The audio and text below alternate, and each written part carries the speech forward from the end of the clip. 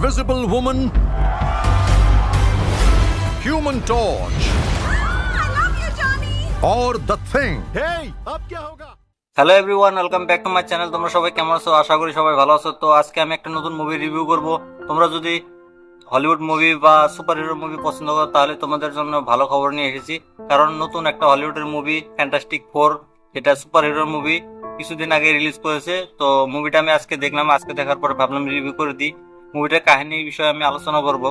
তো মুভির কাহিনীটা দেখায় যে প্রথমে ফিল্ম শুরু হতেই দেখায় চারটে বৈজ্ঞানিক মহাকাশে যায় কোনো একটা রিসার্চ করতে যায়। ওখানে যাওয়ার পরে কোনো একটা শক্তির সাথে হয়, মানে পরিচয় হয়। মানে যেরকম চারটে স্টার থাকে ওখানে ওখানে চারটে স্টার, চারটে পাওয়ার থাকে, চার ধরনের পাওয়ার থাকে। তো চারটা ধরনের পাওয়ার এই পৃথিবীতে মানুষের শরীরে প্রবেশ করে, তারপরে তারা সুপার হিরো হয়ে যায়।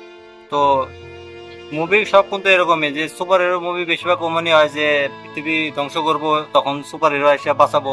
তো এমন ধরনেরই মুভি, এর আগেও এরকম মুভি অনেক আছে। তো এই মুভিটাও ওরকমই, কিন্তু একটা নতুন ধরনের দেখানোর চেষ্টা করছে এটা।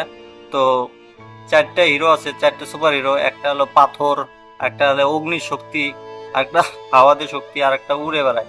তো এরকম চার ধরনের চারটা শক্তি আছে, যেটা মানে যে ভিলেন আছে সে তো পৃথিবী ধ্বংস করতে চায়, আর ও তার বিরুদ্ধেই লড়াই করে।